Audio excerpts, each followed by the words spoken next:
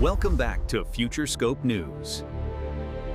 How do two neighboring countries so intertwined in culture and history end up in a deadly modern conflict?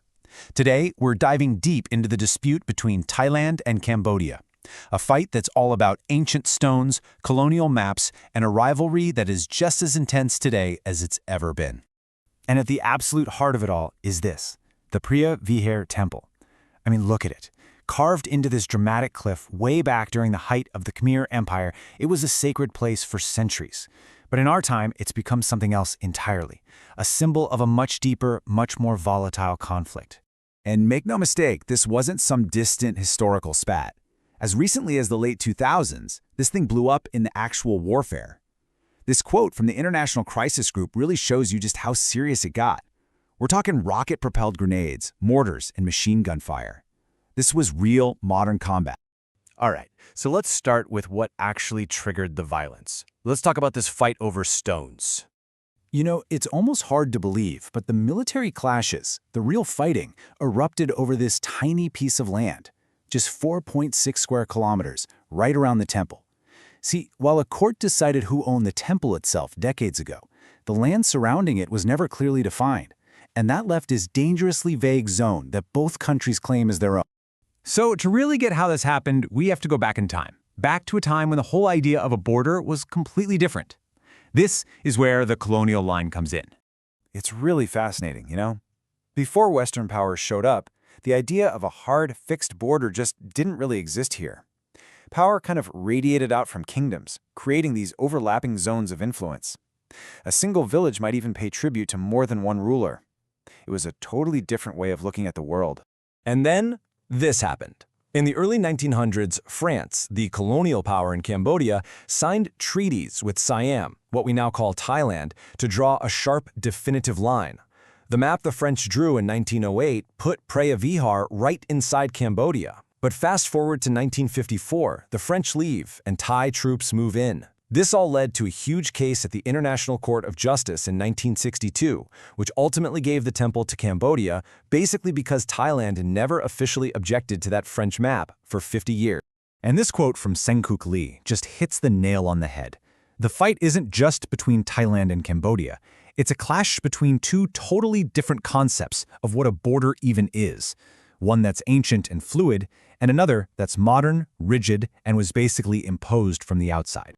But here's the thing. This conflict isn't just about maps and land. No, it's fueled by something way more personal. Something that runs much deeper. An ancient sibling rivalry. Historian Chris Baker puts it perfectly. Thailand and Cambodia share so much.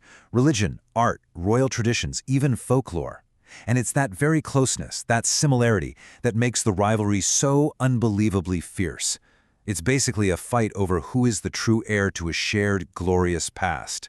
And this table just lays out how complex it all is. I mean, take court dance. Both the Thai Khan and Cambodian Lakon Call come from the same ancient roots, but who really preserved and developed them? Now both are on UNESCO's heritage list. Or look at traditional clothing, or the epic story of Ramayana. It's this constant back and forth over who influenced whom, and who got it first. So really, the whole cultural fight boils down to these two competing narratives. From Cambodia's point of view, their ancient Khmer Empire was the older brother that basically gave birth to the region's culture. But from the Thai perspective, after that empire collapsed, the powerful Siamese kingdoms became the main cultural force, shaping what Cambodia is today. And the tricky part? There's truth in both stories, which is what makes it so hard to resolve. Okay, so how does all this ancient history and rivalry actually show up today? Well, that brings us to the modern flashpoints, where this conflict has moved way beyond just the battlefield. Today, this rivalry is playing out in four main arenas. You've got the military one, we saw that, but then there's the diplomatic fights over things like UNESCO listings. There are cultural clashes with actual citizens confronting each other. And then there's the digital world, where these passionate cyber feuds explode online. And each one of these just feeds into the others. And here's a perfect real-world example of how it all gets tangled together. You have an argument between a few tourists over who has the right to wear a certain traditional outfit. Someone films it, it goes viral, and suddenly it explodes into this massive online war between nationalists from both countries. Now, amid all this passion, you get the official position. This statement from Thailand's Ministry of Culture tries to cool things down. They're basically saying, Hey, getting a UNESCO listing isn't about claiming we own a culture, it's just about preserving it for our community. It's like a calm voice trying to be heard in the middle of a really loud storm.